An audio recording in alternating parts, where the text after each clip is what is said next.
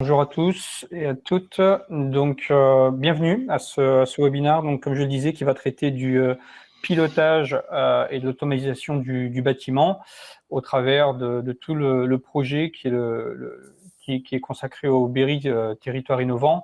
Donc, je vous propose dans un premier temps de faire un tour de table pour vous présenter les différents participants et différents intervenants de ce webinaire. Donc, on va aller de gauche à droite. Je laisse la place à Pascal. Oui, bonjour à tous. Donc Pascal Bourdillon, je suis directeur de Berry Numérique. Bonjour à tous, Christophe Courtemanche, donc directeur du syndicat mixte REP 36. Bonjour à tous, Bernard Bourrin, directeur du développement Ubicité. Donc Ubicité intervient avec Sinox dans le cadre d'un marché qui vous sera présenté tout à l'heure par Pascal et Christophe, qui travaille sur le projet de territoire connecté de Berry Territoire Innovant. Merci Bernard. Et pour ma part, donc Domingos Bruno, je suis directeur commercial du groupe Sinox.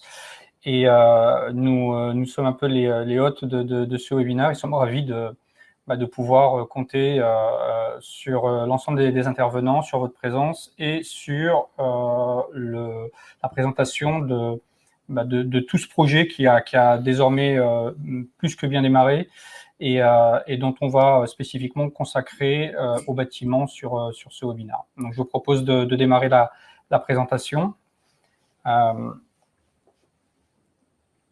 Allez-y, Eh bien, Christophe. Vas-y Pascal. Sur le projet, hein, on est en partenariat donc côté acteur public sur le Cher et l'Indre, donc avec respectivement le syndicat mixte du Cher, Berry Numérique, le syndicat mixte de l'Indre, RIP 36. Donc vous nous connaissiez historiquement sur le déploiement de la fibre optique depuis une dizaine d'années, et donc on a décidé de lancer ensemble ce projet qu'on a appelé Berry Territoire Innovant, qui s'est décidé suite au schéma directeur usage et services numériques qu'on a réalisé en 2023. Et donc, l'objectif de ce projet, c'est de permettre de connecter des capteurs pour collecter un certain nombre de données qui ont vocation à permettre de rendre l'action publique plus moderne, plus durable, plus efficace surtout, et dans une logique de mutualisation pour que ces nouveaux services et ce nouveau réseau soient potentiellement demain disponibles partout, de la commune urbaine à la commune la plus rurale. Voilà, donc ça c'est le cadre de ce projet, et donc effectivement on a passé un marché avec des prestataires qui sont aujourd'hui avec nous, donc Ubicité et Sinox.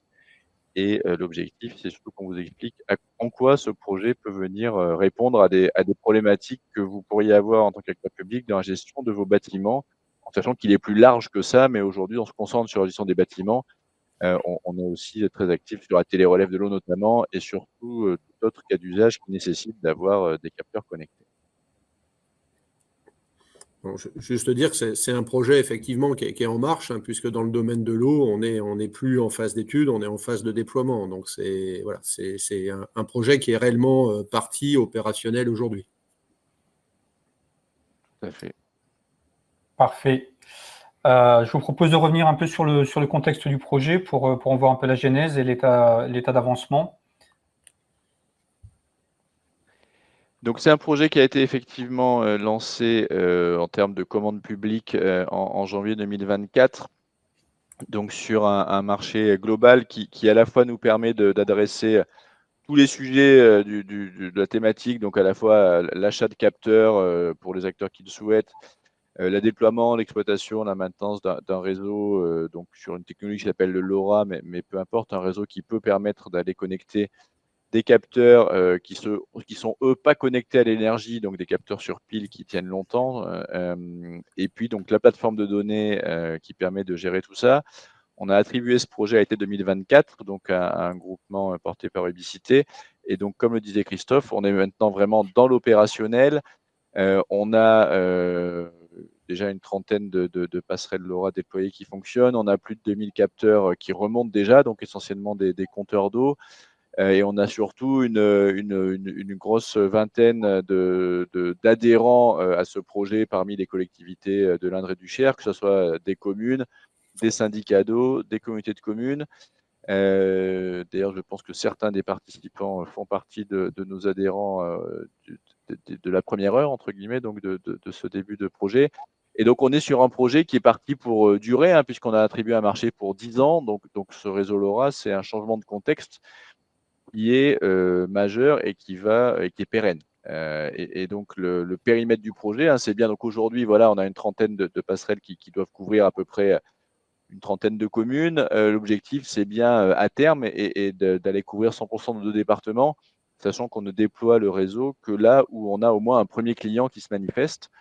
Et donc, bah voilà, si vous avez un projet, l'intérêt de ce dispositif, c'est que c'est pas la peine de vous demander si est-ce qu'on a la couverture, est-ce qu'on est sûr de pouvoir le faire ou pas.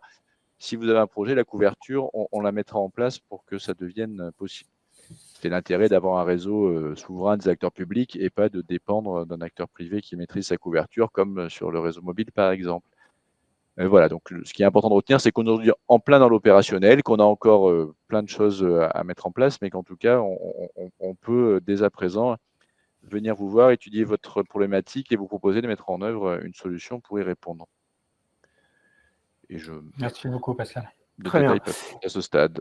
Voilà. De manière un petit peu plus précise, comment se passent en fait les différentes étapes d'un projet bâtimentaire? Donc, comme l'a expliqué Pascal, en effet, une collectivité territoriale qui va exprimer un besoin, donc va adhérer donc au projet et donc va pouvoir en effet bénéficier de ces services.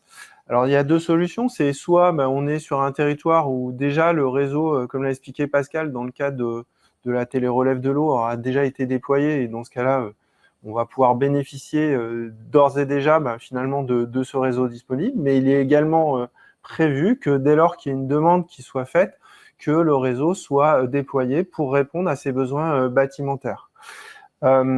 L'idée aussi, c'était une fois ces besoins exprimés, c'est vous aider à les formuler pour en fait sur ces problématiques bâtimentaires, ces problématiques d'énergie. Nous, on a essayé on vous présentera tout à l'heure, on a essayé de simplifier en fait la prise en compte de ces besoins en essayant de constituer des packs pour les différents types de bâtiments. Une fois ces besoins cadrés, globalement, ça va passer par deux étapes, c'est-à-dire la première étape, ça va être d'installer finalement des objets connectés dans les bâtiments ou à proximité des bâtiments pour collecter de la donnée, piloter certains équipements. Et puis et bien évidemment, avec notre partenaire Sinox, ça va être la mise en place de tableaux de bord type qui vont vous permettre de traiter ces données et puis voir éventuellement d'aller plus loin, d'activer certains équipements. Et après, donc les informations étant collectées, ça va permettre d'exploiter les usages, d'avoir des données qui puissent être traitées dans le temps. On a souvent entendu parler des capteurs d'air qui étaient posés, mais pour lesquels dans le passé, où en fait il n'y avait aucune donnée qui était collectée. Donc l'idée, c'est que vous avez quelque chose qui est pérenne, qui va permettre d'être exploité. Si par exemple vous avez fait des travaux d'amélioration, et globalement vous allez pouvoir en mesurer l'efficacité. Et puis l'idée aussi, c'est tout au quotidien, une fois cette prise en main réalisée, de pouvoir former soit les agents, soit l'élu, en fait, suivant la configuration de la taille de la collectivité, voire éventuellement après, par la suite, d'avoir un retour d'expérience quelques mois après de ce qui a été fait pour éventuellement faire un paramétrage un petit peu plus précis sur vos besoins. Parfait. Merci, Bernard. Donc, on va passer maintenant à entrer un peu plus dans la matière de l'Internet des objets consacré au bâtiment. Et l'idée, c'était aussi de pouvoir vous donner quelques chiffres qui sont assez significatifs, mais que vous connaissez déjà peut-être. Donc, en fait, en moyenne, 10% d'économie est générée pour les bâtiments publics de moins de 500 mètres carrés avec juste la mise en place de quelques objets connectés.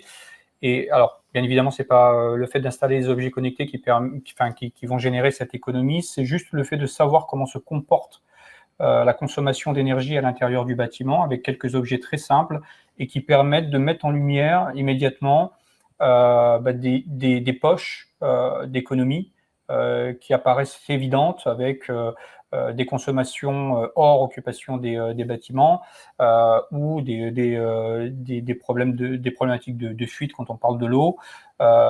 Et ces sujets-là vont se révéler par le fait qu'avec quelques capteurs, on puisse mesurer ces paramètres. L'autre chiffre, c'est que 70% des systèmes de gestion, si toutefois vous avez entendu parler de gestion technique du bâtiment, si vos bâtiments sont déjà équipés, donc 70% de ces systèmes sont peu ou mal utilisés. Ils permettent le pilotage d'équipements et finalement, il n'y a pas de scénarios qui sont mis en place pour optimiser l'efficience énergétique et finalement, donc on ne profite pas de ces équipements sur lesquels vous avez investi et qui sont en place. Alors, parlons un peu plus de la gestion technique du bâtiment et quand on parle de pilotage de bâtiments, ce que ça représente. Alors, le pilotage, donc on peut piloter à distance en fait différents objets. Et on peut aussi, on va mettre en place des capteurs qui vont permettre d'activer certaines choses. Donc, par exemple, tout bêtement, on a le cas du radiateur connecté. On va pouvoir lancer une instruction pour changer la température dans une pièce.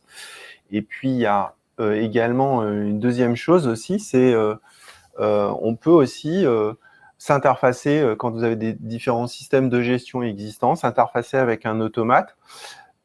Et donc, c'est des fois un petit peu plus complexe à mettre en œuvre, mais c'est aussi quelque chose qui est envisageable et de pouvoir en fait. Et on peut avoir aussi également un mixte des deux parce que des fois les automates ne gèrent pas tous les objets et l'intérêt c'est aussi de croiser avec certaines informations. Des fois, vous avez des informations, il n'y a pas forcément des capteurs de présence dans une pièce et on se rend compte que finalement il y a du chauffage. Il y a peut-être une action à mener pour pouvoir mieux piloter son bâtiment. Alors, le contexte réglementaire, Domingos. Alors, le contexte réglementaire, bon, encore une fois, ce sont des notions que vous connaissez peut-être déjà. Aujourd'hui, il y a deux décrets qui priment dans le bâtiment. Le premier étant le décret tertiaire, sur lequel, en fait, pour résumer, c'est une exigence de résultat, c'est-à-dire en termes d'économie d'énergie par rapport à une année de référence. Donc, tous les bâtiments qui ont été construits après 2010, vous êtes tenus de pouvoir définir une année de référence qui est comprise entre 2010 et 2020. Donc, l'année de référence, généralement, c'est l'année où vous avez le plus consommé d'énergie, où la facture énergétique a été la plus élevée au sein du bâtiment. Et à partir de là, cette année de référence, vous allez avoir donc un objectif qui s'affiche, qui est d'économie d'énergie, donc de 40% à horizon 2030, 50% à horizon 2040 et enfin 60% à horizon 2050. Donc, l'État suit cette exigence de résultat au travers d'une plateforme qui s'appelle Opera, et dans lequel tous les bâtiments de plus de 1000 m² sont tenus de déclarer les consommations énergétiques. Et c'est là où un système très simple d'objets connectés avec une plateforme comme celle que l'on utilise permet de façon automatisée de déclarer ces consommations énergétiques et donc de satisfaire à ce premier décret qui est le décret tertiaire. Vous en avez donc un deuxième, le décret BAX, qui lui a une exigence de moyens au travers de laquelle vous allez pouvoir aussi obtenir des subventions, des C2E. Et donc, l'exigence de moyens implique que vous équipiez les bâtiments de systèmes de pilotage, d'automatisation, ce qu'on appelle donc des gestions techniques du bâtiment. Je ne vais pas rentrer dans le détail, vous avez plusieurs classes qui sont plus ou moins efficientes et donc avec un coût plus ou moins élevé, bien évidemment, en fonction de ce que vous vous proposez d'obtenir. Et ces équipements vont permettre de piloter le système énergétique du bâtiment, non seulement, bien évidemment, tout ce qui est chauffage, climatisation, le chaude sanitaire, qui sont les équipements qui sont les plus énergivores dans un bâtiment avec la climatisation. Et à partir de là, vous allez pouvoir très simplement mettre en place des scénarios d'optimisation, d'automatisation sur lesquels, une fois que ces scénarios sont mis en place avec des calendriers, etc., vous allez automatiquement pouvoir améliorer l'efficience énergétique du bâtiment. Donc, si on résume, la première exigence avec l'installation de capteurs très simple vous permet d'aller prendre déjà une économie entre 5 et 15% généralement. L'exigence de moyens, où vous allez sur un niveau plus élevé, vous permet d'aller chercher une efficience énergétique plus importante et vous permet donc de satisfaire aux exigences donc, qui sont au 1er janvier 2025 sur des bâtiments qui ont une puissance supérieure à 290 kW. Et à partir du 1er janvier 2027, tous les bâtiments qui ont une puissance supérieure à 70 kW seront concernés par ce décret BACS.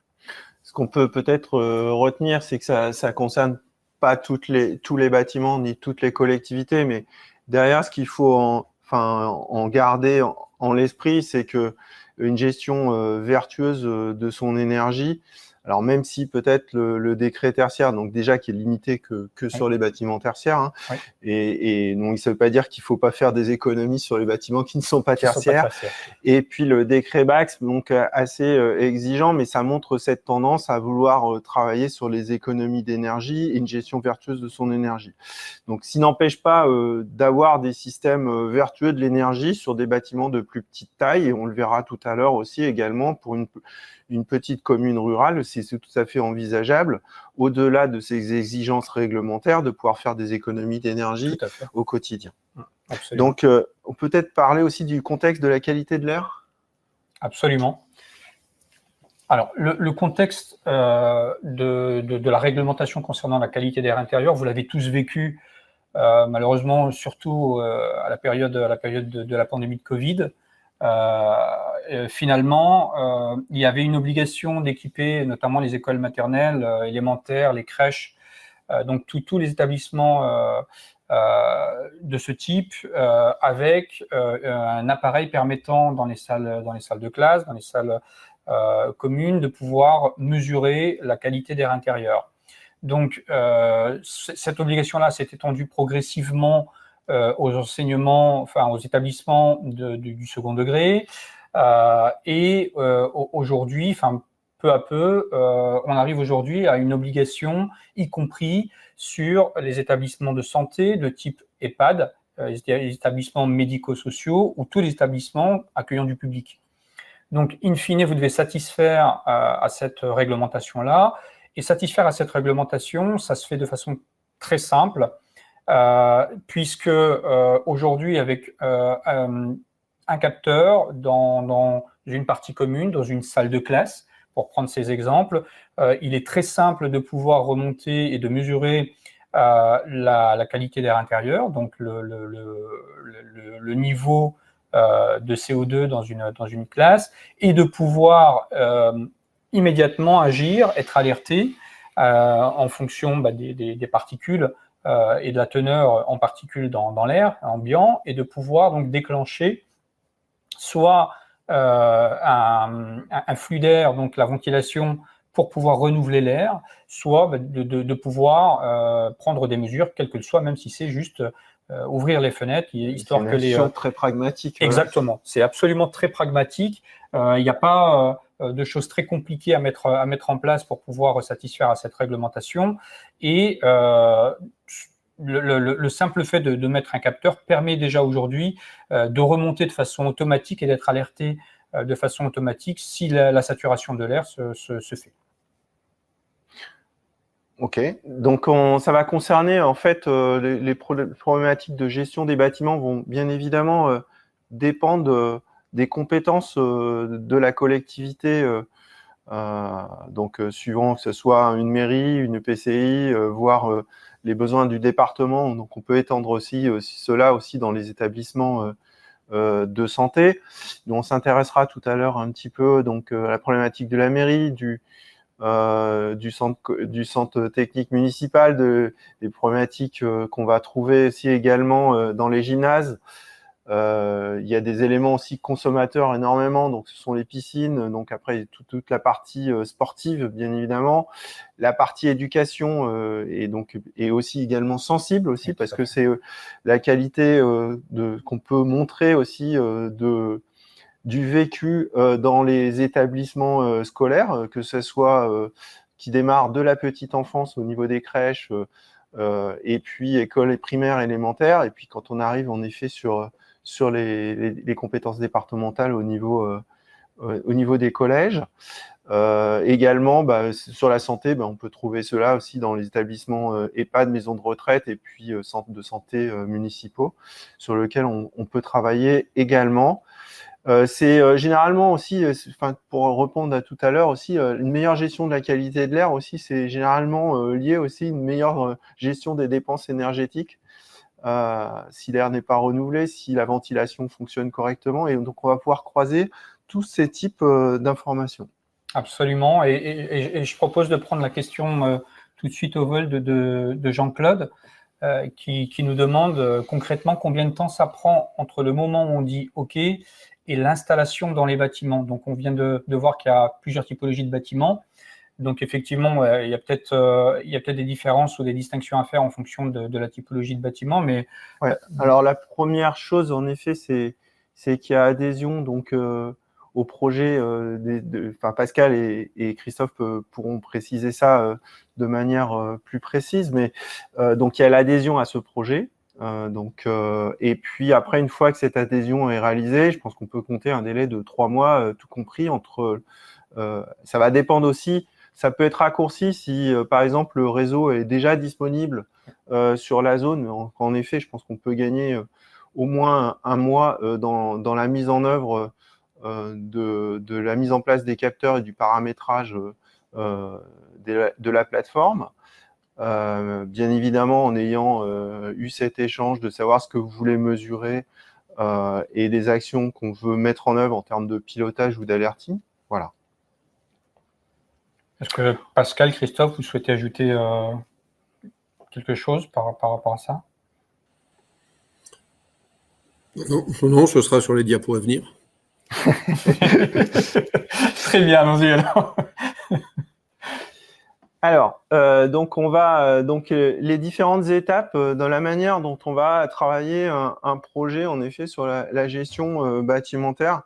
Donc, la première étape, c'est déjà de faire un état de ce qu'il se passe, de faire un diagnostic. C'est comprendre comment fonctionne le bâtiment, mesurer des éléments importants et surtout aussi prioriser. Donc, souvent, la première chose à faire, c'est mesurer ses consommations. Vérifier un peu les présences, l'usage du bâtiment. Une fois qu'on a ces informations, déjà, on va pouvoir faire certains diagnostics. Donc, c'est un échange aussi. Vous avez l'habitude de connaître les pratiques dans vos bâtiments et peut-être que vous allez découvrir certaines choses qui vous paraissent bizarres par rapport à ce que devrait être l'usage de ce bâtiment. L'intérêt, c'est qu'on va avoir une idée quasiment en temps réel de l'usage du bâtiment. Mais ça ne veut pas dire que ces statistiques aussi, on va pouvoir les garder, les comparer, voir comment le bâtiment il a été utilisé dans le temps. Et donc, ça va permettre de commencer à réfléchir à ce qu'on va pouvoir faire. La deuxième étape, en effet, qui est un petit peu plus... Au lieu de collecter de la donnée, on va commander des équipements. C'est-à-dire, je vous parlais par exemple tout à l'heure, envoyer une consigne sur un radiateur, envoyer une consigne sur un équipement de chauffage, déclencher par exemple, globalement activer une VMC, donc la ventilation, éteindre un éclairage à voilà, donc c'est ces premières actions qui vont être menées. Donc là également, on va avoir des économies qui vont pouvoir être réalisées.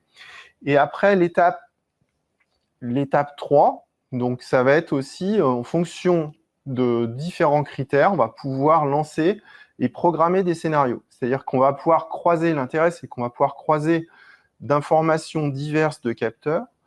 Donc, s'il y a une présence, s'il n'y a pas de présence, par exemple, à un moment donné, dans un bâtiment, et je peux couper, par exemple, ou diminuer la température, je peux éteindre certains luminaires. Donc, je peux croiser ces informations et avoir des actions qui sont plus réalistes. Je peux aussi avoir des scénarios qui vont être programmés en fonction des usages. Par exemple, j'ai le club de belote ou de bridge qui va arriver, qui finit en fait normalement à 19h. C'est peut-être pas nécessaire que le chauffage continue au-delà des 19h. Aussi, on va avoir des informations qui vont être intéressantes. Au fur et à mesure qu'on va collecter de la donnée, avec un peu d'intelligence artificielle, on va comprendre le fonctionnement du bâtiment et on va se rendre compte que finalement, peut-être que je peux éteindre le chauffage à 18h et il fera toujours chaud à 19h. Voilà. Oui, absolument. Voilà. Donc, on va devenir sur quelque chose qui va être progressivement intelligent, mais rien que déjà sur la première étape, de manière très pragmatique, sur la manière de voir ce qui se passe dans son bâtiment, on peut faire des économies rien qu'en changeant les pratiques. Absolument, et c'est des choses que l'on a pu constater, par exemple, dans les cantines scolaires, où, in fine, l'usage qui est fait de la cantine est assez limité dans le temps. Et donc, finalement, on a des exemples d'optimisation où, finalement, la cantine, elle commence à être chauffée désormais à partir de 11h, de 11h30, puis en hiver, et ça s'éteint à partir de 15h ou 15h30, puisqu'elle est complètement inoccupée à ce moment-là. Là où avant, on avait potentiellement une déperdition d'énergie, puisque tout était mis en automatique, c'est-à-dire suivait le scénario de tout le reste du bâtiment, et donc on chauffait à partir de 8h ou 7h du matin jusque tard le soir. Et c'est des choses très simples à piloter, vous voyez, en fonction des zones, qui nous permettent finalement de venir gagner cette économie, générer cette économie en termes de consommation énergétique. Et juste, il y a un truc qui me revient, mais parce que c'était du vécu et des échanges avec certaines collectivités, c'est que ça permet aussi d'objectiver la manière dont ça se passe sur un bâtiment. C'est-à-dire que entre le perçu, il y a une notion sociologique de la manière dont on perçoit un bâtiment. Donc peut-être qu'une personne va trouver qu'il fait froid, l'autre qui va trouver que c'est trop humide, l'autre personne, et alors que son voisin va penser la même chose. Globalement, on aura quelque chose qui sera pas de l'ordre du ressenti, mais qui sera factuel et qui va permettre de mesurer des vraies actions. Absolument. Alors, justement, quand on parlait de ces exemples que l'on vient de donner, on va se pencher un peu plus sur des exemples de supervision du bâtiment et donc les différentes typologies que l'on peut retrouver sur les communes. Alors, ça reste des exemples. L'objectif, c'était de vous montrer quelques scénarios préformatés qui peuvent conduire, comme on l'a dit, à économiser de l'énergie, à être en conformité avec les réglementations, améliorer le confort des occupants. Néanmoins, ce sont des exemples. L'objectif, c'est, vous allez le voir, de cerner, de vous donner quelques idées de coûts, sachant que le point fort du projet, ça reste aussi de pouvoir s'adapter à votre demande. C'est-à-dire que voilà, des capteurs, on peut en ajouter, on peut en modifier la typologie. Tout dépend des objectifs qui sont poursuivis par la collectivité. Alors, on l'a dit, en moyenne, pour mettre en œuvre un projet sur un de ces cas types, il faut compter 3 mois. Alors, il ne faut pas oublier d'adhérer effectivement au syndicat mixte pour pouvoir bénéficier du service. Et puis, bien évidemment, si la connectivité n'existe pas, c'est-à-dire si la passerelle n'est pas déjà déployée pour d'autres clients, il faudra la déployer, mais ça, on l'a dit, ce sera forcément fait dans le délai qui permettra la mise en œuvre du projet. Donc là, on va vous présenter ces quatre packs, les équipements qui sont liés et les coûts qui sont associés. Ok, donc je propose de démarrer par le cas assez connu qui est l'école élémentaire. Donc on a pris en fait des exemples. Donc c'est ce que disait Christophe, c'est que donc on aura peut-être moins de classes, peut-être plus de classes, peut-être plus de salles. Il y aura peut-être également si on tombe par exemple dans la maternelle, on aura des salles de repos également, donc à adapter. Mais du coup, l'idée, c'est qu'on a conçu quelque chose sous forme de pack, donc qui va nous permettre de proposer à la fois en fait des capteurs, mais aussi des rapports qui sont pré-programmés, ce qui n'empêchera pas en effet la personnalisation à la fois en fait du tableau de bord, mais aussi dans le choix des capteurs. Donc, il y a un certain nombre de capteurs qui sont référencés. Donc, on va retrouver souvent les mêmes capteurs hein, dans les différents types de bâtiments, mais avec quelques spécificités. Donc, on a fait 2 modes. On a fait une installation plutôt simple de base, et puis une installation si on veut aller plus loin dans un deuxième temps pour piloter, pour mesurer plus finement certaines informations. Donc, je prends un exemple. Donc, sur l'installation initiale, donc là, on avait des capteurs mixtes, hein, en fait, donc qui vont mesurer la qualité de l'air. Donc, ils peuvent mesurer la qualité de l'air, mais donc ils apportent certaines informations particulières, donc notamment la température, l'humidité, le CO2, la luminosité, la détection de présence. Il y en a même qui sont capables de regarder aussi les composés volatiles. Donc, ces capteurs sont multiples et ils permettent des informations assez larges. On va avoir également, on va mettre en place aussi des têtes thermostatiques connectées qui vont permettre de piloter les radiateurs, et puis aussi pour une mesure en effet, donc on peut mesurer directement les flux des compteurs d'électricité, que ce soit Linky ou Gaspard, qui va vous permettre de voir donc en temps réel la consommation du bâtiment. Donc voilà, donc on a un peu chiffré donc ces différents packs donc à adapter. Donc ça se compose d'un achat de matériel, donc d'une part avec la pose. La pose elle peut être faite par Ubicité, mais elle peut être faite aussi par vos services techniques, ça peut être envisageable également. Et puis après, il y a une part d'abonnement en effet sur la plateforme. Si on voulait aller plus loin, en fait, donc on peut aller plus loin. Donc, si on voulait actionner automatiquement certains équipements, donc on peut piloter par exemple un ballon d'eau chaude à différents horaires, suivant des scénarios de présence. On peut aussi également mesurer, si par exemple vous voulez mesurer une décomposition de l'électricité, c'est-à-dire sur les différents départs électriques, ben, je veux mesurer ce qui se passe au niveau de l'éclairage, je veux mesurer ce qui se passe au niveau du chauffage sur la VMC. Ben, je peux avoir ces informations précises et avoir ces informations en temps réel et pouvoir les retraiter. Un usage aussi qui est intéressant, c'est les températures des chambres froides, donc pour préserver notamment dans les cantines la chaîne du froid. Et puis on peut aussi également, dans le cadre de la gestion de l'eau, alors on parle donc au-delà du fait qu'il y a un projet de télérelève de l'eau, c'est-à-dire que dans certains locaux du bâtiment, on peut par exemple mesurer la sous-consommation d'eau. Donc, par exemple, si les toilettes, on constate souvent que les chasses d'eau sont pas forcément bien remises en œuvre, globalement, on est capable de détecter une fuite ou voir là où il y a des risques, globalement, de surconsommation.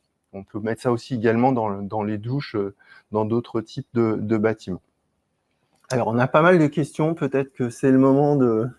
Oui, on peut faire une petite pause pour prendre des questions. Donc, en fait, la première, c'est une question de Philippe qui nous demande, quand on parle d'installation, est-ce que cela prend en compte les modifications des appareils? Donc, en fait, la question mériterait qu'on la précise un peu, c'est-à-dire quand on parle de modification des appareils, de quels appareils parle-t-on? En fait, finalement, l'installation d'un capteur ne doit nécessiter aucune modification d'appareil dans l'absolu. C'est très simple. C'est une opération qui peut être menée par n'importe quel installateur technique. Ou voilà, climatisation, 23 watts, merci Philippe, par exemple. Donc, en fonction de après je laisserai répondre Bernard, mais en fonction de la typologie d'appareil que l'on veut mesurer, on a ce qu'on appelle par exemple pour les climatisations des petits automates qui vont pouvoir faire le lien entre le capteur qui va mesurer la température et le pilotage, l'envoi de la commande à la climatisation. On va avoir 2 types de capteurs. On va avoir des capteurs en fait qui vont permettre, si je prends par exemple l'exemple de... On l'a pas mis la climatisation dedans, mais on l'a mis dans d'autres types de bâtiments.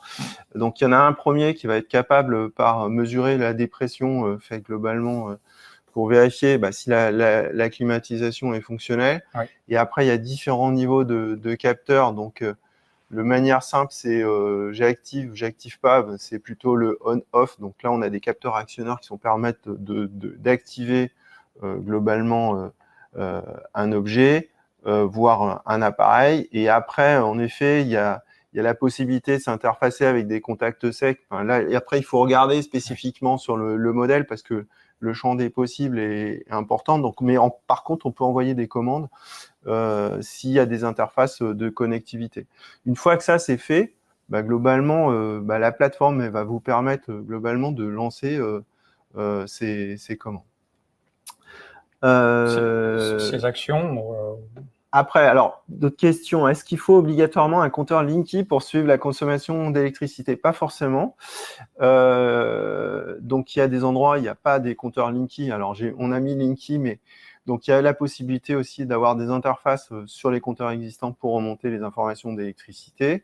Et aussi, on peut aussi également, avec des outils, puisqu'on arrive à mesurer le sous-comptage globalement des différents départs, on peut aussi le traiter de cette manière-là. Alors, on évoque le compteur Linky ou le compteur Gaspard pour le gaz parce que ce sont des compteurs qui sont déjà connectés et qui permettent de ne pas avoir à installer de capteurs. C'est-à-dire que pour être... il y a une interface stick qui nous permet de remonter directement l'information très rapidement. Pour simplifier, c'est-à-dire que vous n'avez pas besoin d'équiper vos compteurs de capteurs et on se connecte directement et on remonte cette information. Mais il existe des adaptateurs qui vont fonctionner sur d'autres types de compteurs. Est-ce à la commune d'installer les objets sur les équipements? Pas forcément. Enfin, globalement, c'est quelque chose, là, dans ce qu'on a présenté, on prévoit l'installation. Après, c'est ouvert, c'est-à-dire qu'en effet, des fois, certains vont pouvoir préférer parce qu'ils ont leur électricien, voire leur service de maintenance, ou voir en interne la capacité de le faire. Il y a certains capteurs, il y a franchement, c'est assez simple. Il y en a, ça va se poser de manière très simple. Il faut mettre 3 vis et le faire démarrer. Après, les capteurs complexes, quand on va intervenir en effet sur des actionneurs, en effet, c'est un peu plus compliqué. Les objets tombent en panne, qui s'en occupent? Globalement, il y a une garantie sur les objets, une maintenance qui est réalisée. Je pense que du coup, on va passer à l'étape d'après. On va retrouver forcément des éléments identiques. Donc, après l'école, la salle des fêtes. Donc, la salle des fêtes, souvent, qui est utilisée, qui des fois avec des usages variables, qui peut être aussi salle polyvalente. Qualité de l'air, donc intéressant. Mesure aussi de l'électricité. On a rajouté des capteurs d'ouverture et de fermeture de porte parce que des fois, sur ce type de bâtiment, globalement, il y a des occupants et puis ils s'en vont et les portes sont restées ouvertes. Donc, c'est plutôt, ça peut être gênant. Et si on va aller plus loin, on peut aller également travailler aussi sur les problématiques de consommation d'eau, que ce soit donc au niveau de la cuisine ou au niveau des toilettes. Il y a certains élus dans d'autres départements qui nous ont demandé de pouvoir éteindre à distance globalement l'électricité. On peut mesurer ici également les différentes consommations. Et aussi intéressant parce que souvent, les élus ont des fois des plaintes en termes de mesures sonores. On peut aussi également mesurer le niveau de son présent dans le bâtiment. Et on peut croiser cela aussi avec globalement les consommations, la présence des personnes, ce qui permet de lancer des scénarios. J'ajouterais juste une chose, c'est que il y a l'objectif de mesurer la consommation, bien évidemment pour voir l'usage qui fait du bâtiment, mais un simple capteur de télérelève ou un compteur connecté de télérelève d'eau vous permet aussi sur ce type de bâtiment, la salle des fêtes ou y compris les écoles, de tout de suite anticiper, constater, très réactif par rapport aux fuites, puisque il y a des alertes, on y viendra après, qui peuvent être automatisées. Un bâtiment de ce type, si la consommation d'eau, pour prendre cet exemple, n'est jamais à 0 au cours de la nuit, c'est donc qu'il y a une fuite et vous pouvez être alerté immédiatement, ce qui vous évite des factures extrêmement élevées puisque vous les recevez généralement une fois tous les 6 mois Et c'est ce type d'anticipation et d'intervention immédiate que permet aussi un système aussi simple que celui-là. On passe du coup après un autre type de bâtiment. Donc la mairie, on va se retrouver à peu près dans le même type. Premier élément, donc mesure de qualité de l'air. Généralement, on mesure plutôt la qualité de l'air dans les espaces soit recevant du public ou dans les salles de réunion. Et puis également la mesure de l'énergie et des compteurs. Donc ça, c'est la version la plus simple de ce qu'on peut mettre en œuvre. Après, on peut avoir des actionneurs qui vont permettre de piloter différents systèmes, donc que ce soit la ventilation, la climatisation, le chauffage, l'éclairage, l'eau chaude sanitaire. Et puis également, il peut être également intéressant d'avoir une mesure des différents départs électriques, notamment sur les équipements qu'on a cités au-dessus.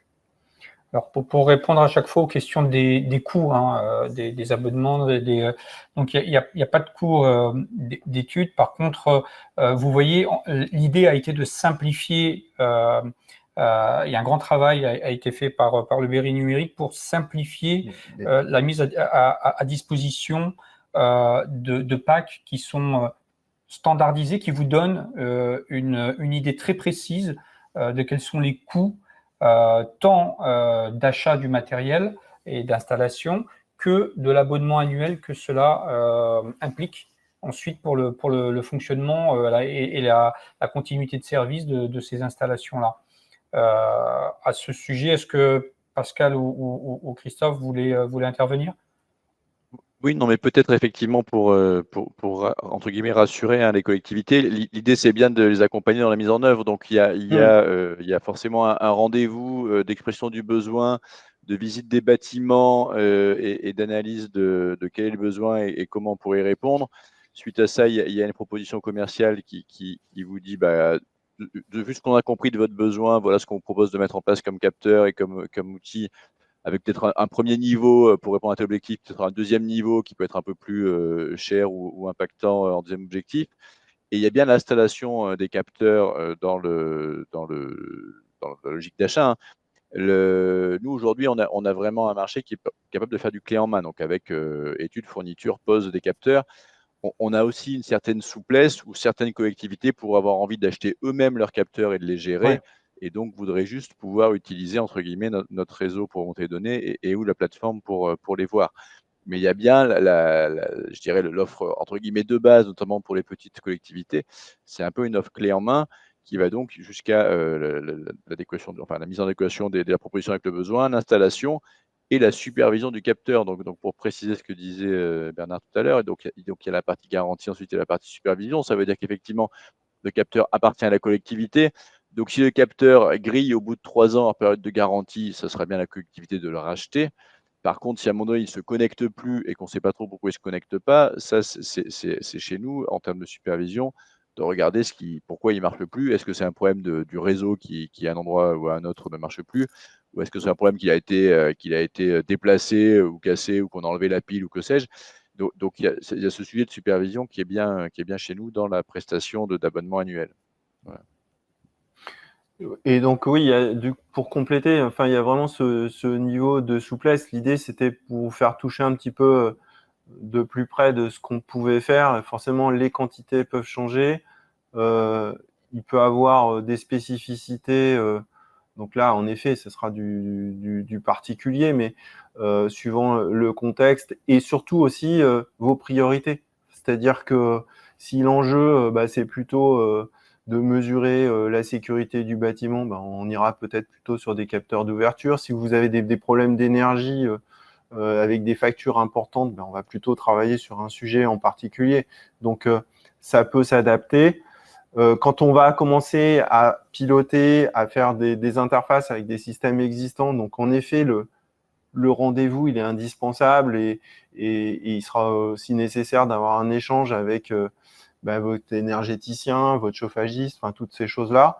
C'est pas l'idée de se substituer aussi à ces systèmes existants, mais c'est de les rendre interopérables.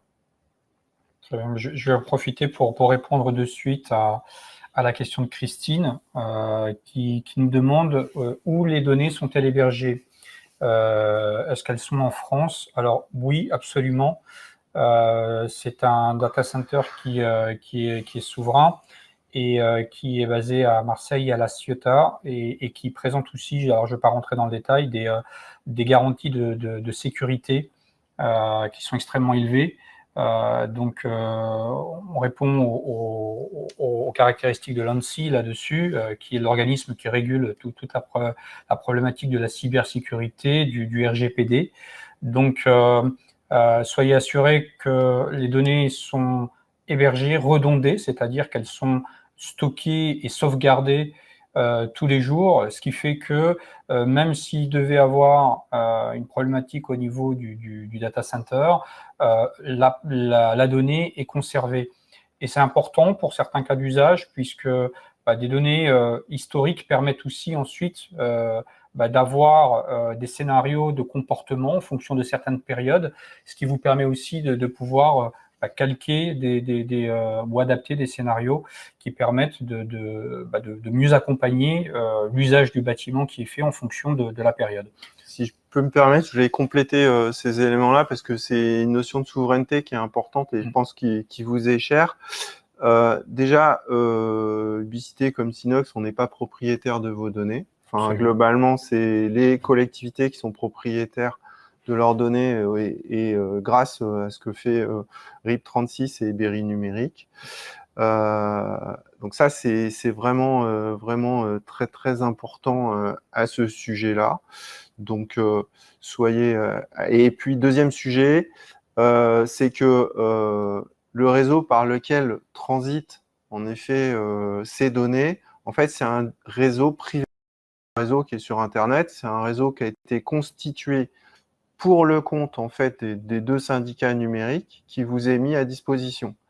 Donc, ça veut dire qu'il n'est pas explosé dans le cloud, parce qu'il y a des solutions qui existent globalement d'objets connectés dans le cloud. Ce n'est pas le choix qui a été fait. Donc, c'est un réseau souverain porté par les deux syndicats numériques. Question de Philippe, s'il faut-il un abonnement au service avant de solliciter une étude? Non. Globalement, l'objet, ça sera à nous de vous convaincre qu'il faudra choisir la bonne solution. Et soyons aussi raisonnables, on a une notion aussi de numérique responsable. L'idée, c'est pas de mettre des capteurs partout, c'est de les mettre au bon endroit pour que ça puisse vous rendre des services. Peut-être à d'autres. On va retrouver des invariants.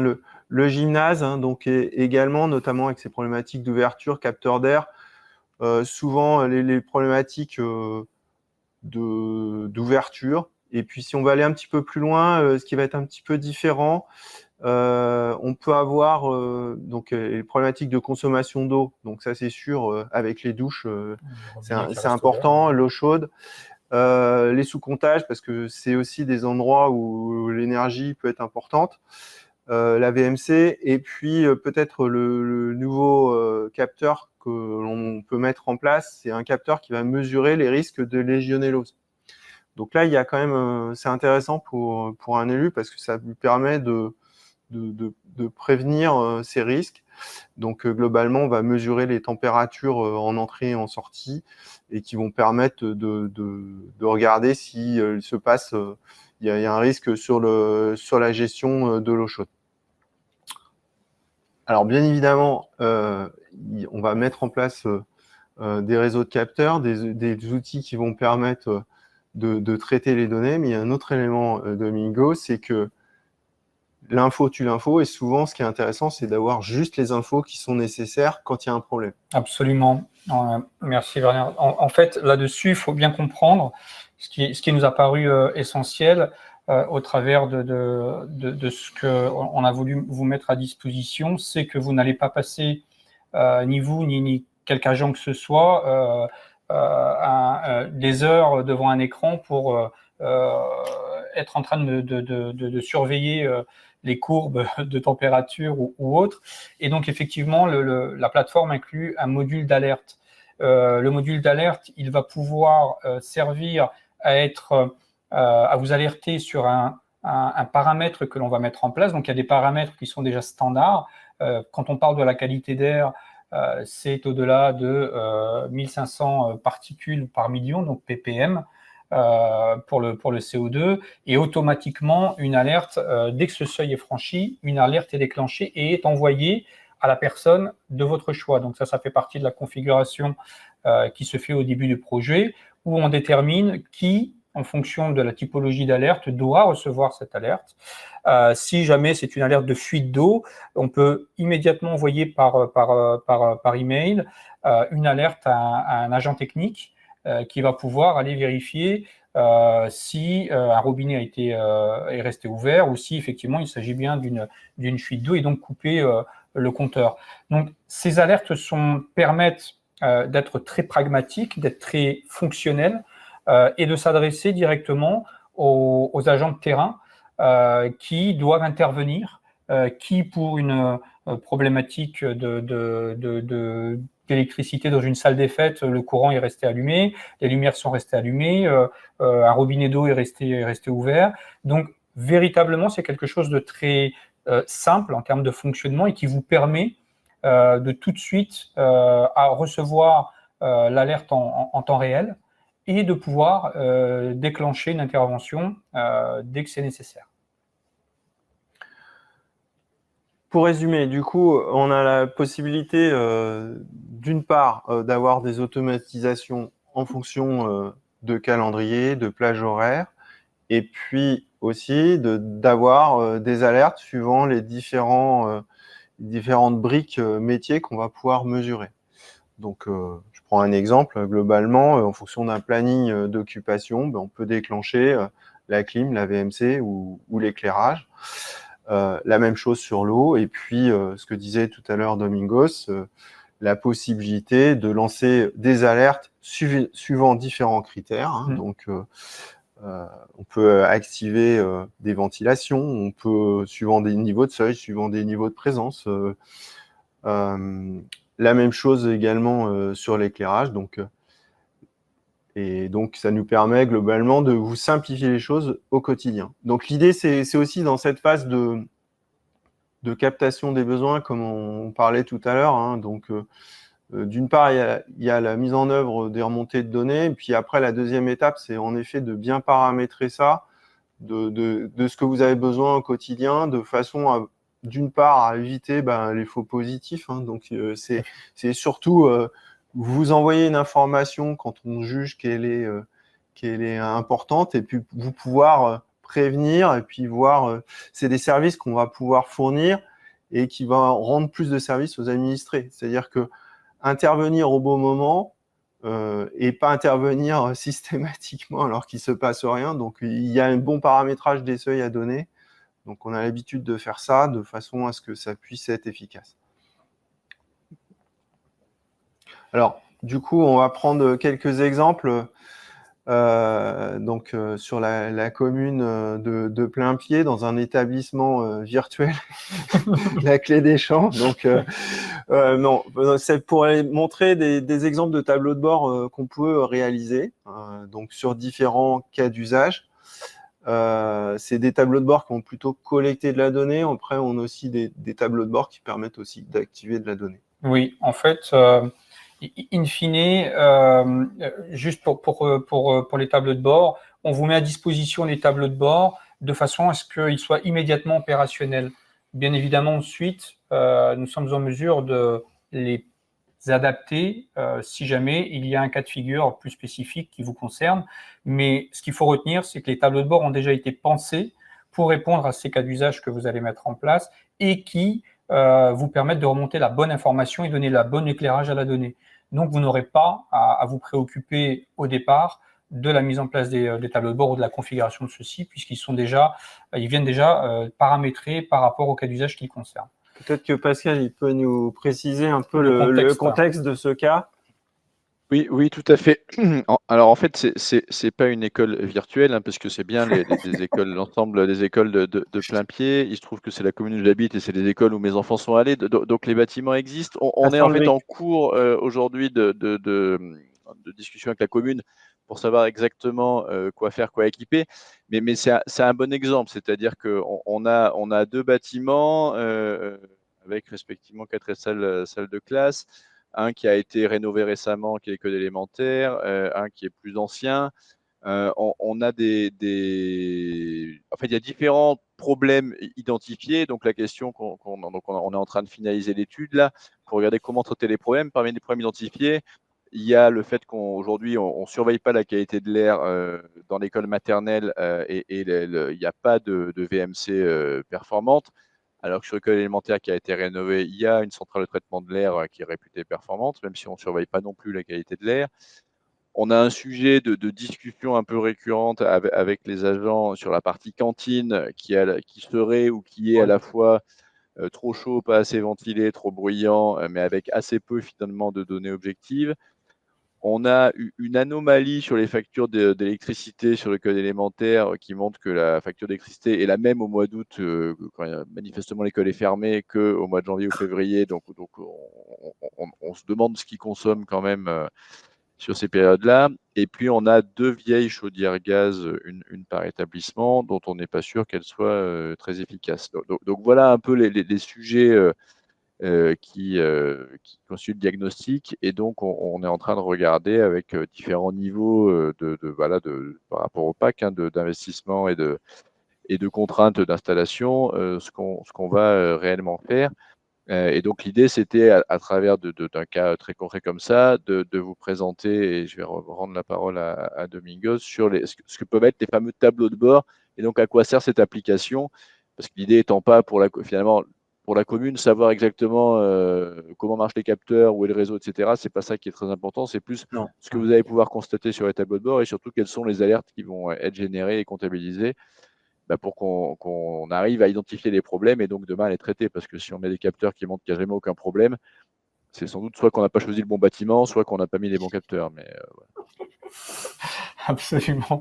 Donc, très simplement, vous voyez que les tableaux de bord qui ont été préparés sont assez simples d'un point de vue graphique. On peut faire énormément de choses, mais on a volontairement voulu les rendre les plus simples et lisibles possible, avec des indicateurs et des couleurs qui vous permettent tout de suite, en fonction des paramètres qui auront été définis, et à des paramètres par défaut qui sont définis en termes de température, d'humidité, comme je vous le disais, pour la qualité d'air, de particules par million, en termes de saturation. Il y a des réglementations qui nous donnent les seuils au-delà desquels il faut intervenir, c'est-à-dire ventiler, etc. Donc voilà, vous voyez que très simplement, vous pouvez avoir une vision résumé synthétique là dans ce cadre-là de la qualité de l'air, avec les différents critères que vous voyez, avec le taux de luminosité, les particules, le taux d'humidité, si la salle est occupée, elle n'est pas occupée, et vous pouvez aussi avoir accès à l'historique. Et tout cela, vous pouvez en retirer bien évidemment des rapports qui vous permettent de voir comment évoluent les choses au fil des jours, et si jamais il y a des actions qu'il va falloir mettre en place pour s'adapter au scénario d'utilisation de la salle des classes. De la même façon, pour le chauffage, l'idée est de vous restituer en temps réel, bien évidemment, les conditions donc dans ce cadre-là de température dans les différentes salles mesurées, avec le planning, le calendrier de programmation du chauffage des salles, et d'avoir des alertes quand la température dépasse un certain seuil ou est en dessous d'un certain seuil, et donc de pouvoir soit avoir une action automatisée, régler automatiquement la température dans une zone particulière, ou juste de demander, de prévenir, si c'est votre choix, un agent qui va pouvoir intervenir pour remettre les paramètres au bon niveau, au niveau désiré. Ce qui est peut-être précision, c'est qu'on peut mesurer les informations quasiment en temps réel, suivant le niveau de paramétrage du capteur qu'on a mis en œuvre. C'est-à-dire que on a des capteurs quand même qui sont assez sobres en termes de transmission de données. Donc, on va choisir un niveau d'échantillonnage des remontées d'informations, mais on peut regarder les informations donc soit dans l'heure, soit dans la journée, soit dans le mois, ou soit sur l'année. Ce qui permet d'avoir des consolidations et des statistiques voire de comparer certaines années. C'est-à-dire que, par exemple, du coup, on a constaté qu'il se passe quelque chose. On a un problème sur un bâtiment, on a mené une action, on est capable aussi de montrer, notamment après, ça va servir aussi pour les problématiques des exigences réglementaires, de dire, voilà, j'en étais là, maintenant j'en suis là, j'ai réglé ma VMC, j'ai pas réglé ma VMC, et où voire même à certains endroits, hein, c'est-à-dire un bâtiment qui est construit, le maître d'œuvre s'était engagé d'avoir un niveau de service et de qualité de l'air, et puis finalement, on n'est pas au rendez-vous. Donc ça, c'est important aussi de pouvoir piloter les actions et les améliorations qui ont été faites. J'accélère parce que le temps passe, je suis désolé. De la même façon, vous voyez, en fait, l'idée, vous l'aurez compris, c'est que pour chaque cas d'usage, vous avez un tableau de bord qui vous permet très simplement d'avoir accès aux données, le module d'alerte qui vous permet de mettre en place et d'être tout ce système de vigilance qui va vous permettre d'intervenir ou de réguler automatiquement si besoin.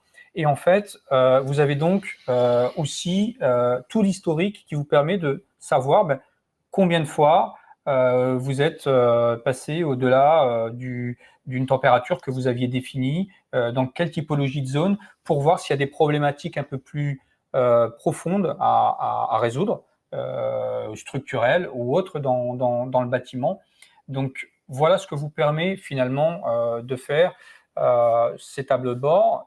Ils permettent aussi de suivre la consommation des différentes zones, des différents équipements, si jamais voilà, c'est là, votre on est au besoin. niveau macro en fait sur Exactement. l'école, et après dans le tableau de bord d'après, on est en sous-comptage, c'est-à-dire Exactement. que par partie, on est capable de voir combien telle zone consomme. Exactement. Donc, vous êtes capable de savoir quelle est la zone de votre bâtiment ou l'équipement qui est le plus énergivore, et si finalement il y a des actions possibles en termes d'amplitude horaire, de réduction de ces amplitudes horaires, ou des scénarios à mettre en place qui vont permettre d'optimiser cette consommation énergétique. De la même façon, un cas d'usage très simple, vous êtes, encore une fois, on parle d'une réglementation qui est le suivi de la chaîne du froid. Il y a déjà énormément d'écoles qui, au niveau des cantines scolaires, sont équipées de la supervision en température des chambres froides. Et là, c'est là où le module d'alerte prend toute son importance. Et surtout aussi, tout l'historique, vous êtes tout à fait capable de démontrer que vous avez été parfaitement vigilant et respectueux de la réglementation sur, malheureusement, on le voit encore dans l'actualité, avec des problématiques de bactéries qui se sont développées au niveau des cantines scolaires. Là, vous avez un système très simple qui vous permet d'être alerté tout de suite s'il y a une défaillance au niveau de la chaîne du froid. Alors, pour maintenant en venir plus à la façon dont vous pouvez rejoindre ce projet et comment vous pouvez solliciter et du côté de l'Indre et du côté du Cher les deux acteurs que vous voyez, je laisse la parole à Pascal et à Christophe pour commenter cette partie-là. Oui, c'est assez simple, hein. Il suffit de recontacter le syndicat mixte de votre département. Donc, on a mis là ici l'adresse mail. Vous connaissez en général nos coordonnées et souvent d'ailleurs les téléphones de Christophe ou le mien. Donc, n'hésitez pas à nous contacter, quelles que soient vos interrogations ou votre besoin. Et puis, l'objectif, c'est qu'on vienne vous voir et qu'on regarde précisément en fonction de votre contexte comment vous accompagner. Il restait une dernière question là qu'on n'a pas traitée de Philippe sur la question des subventions dans le cadre de ces installations. Alors, il n'y a pas de subvention spécifique apportée par les syndicats mixtes puisqu'on porte déjà l'investissement en propre. Après, vous avez, j'imagine, vos mécanismes de subvention classiques, que ce soit des ETR ou éventuellement fonds verts, etc. Des îles, voilà. Mais souvent, on est quand même sur des tout petits budgets pour démarrer, quoi. On l'a vu sur les PAC, un budget d'investissement pour équiper un bâtiment public, c'est souvent quelque part entre 500 et 5000 euros, quoi. Donc c'est pas forcément ça qui peut nécessiter des sujets de subvention. Donc je pense que dans un premier temps, l'enjeu est vraiment de se dire de quoi on a besoin pour régler quel problème. vous apporter quel service supplémentaire, plutôt que ça va coûter trop cher, on ne va pas réussir à le financer parce que très souvent, le démarrage est quand même vraiment pas très cher.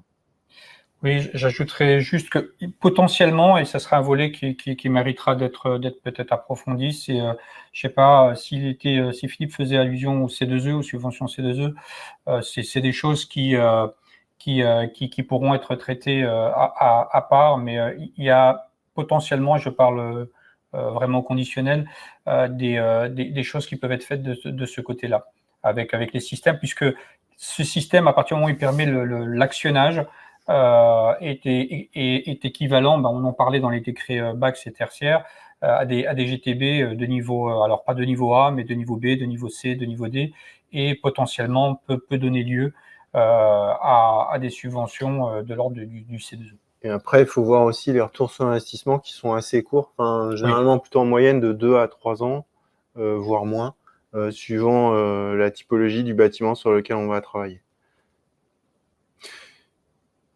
Bien, on a largement débordé, on est désolé, mais du coup, on a préféré répondre aux questions. Je vous remercie de votre participation et on reste à disposition en support de RIP36 et de Berry Numérique pour bien évidemment collecter vos besoins.